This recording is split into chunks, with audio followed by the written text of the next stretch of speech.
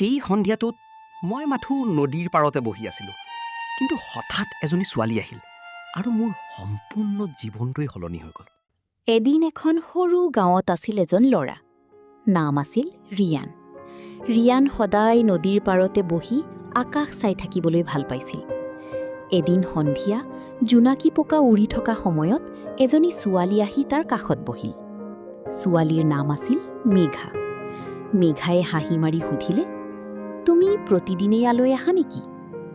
ৰিয়ান অলপ লাজ পাই ক'লে, হয়, কিন্তু আজি প্ৰথমবাৰ এই ঠাইটো ইমান ধুনীয়া লাগিছে। মেঘা হাঁহি পেলালে। সেই হাঁহিটোৱেই ৰিয়ানৰ মনত এক বিশেষ অনুভৱ জন্মাই দিলে। তাৰ পিছৰ পৰা দুয়ৈ প্ৰতিদিনে নদীৰ পাৰতে লগ পোৱা আৰম্ভ কৰিলে। কেতিয়াবা দুয়ৈ জোনাকী ধৰি খেলিছিল, কেতিয়াবা আকাশৰ তৰা গণিছিল। এদিন বৰষুণ পৰি আছিল। মেঘাই ৰিয়ানক ক'লে, যদি এদিন মই দূৰলৈ গুচি যাওঁ, মোক পাহৰিবা নেকি?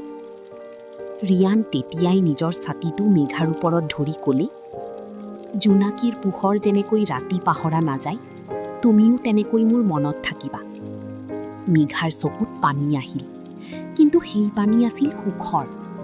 সেইদিনাৰ পৰা নদীৰ পাৰ, জোনাকীৰ পোহৰ আৰু বৰষুণ সকলোবোৰেই যেন তেওঁলোকৰ মৰমৰ গল্প কৈ থাকে।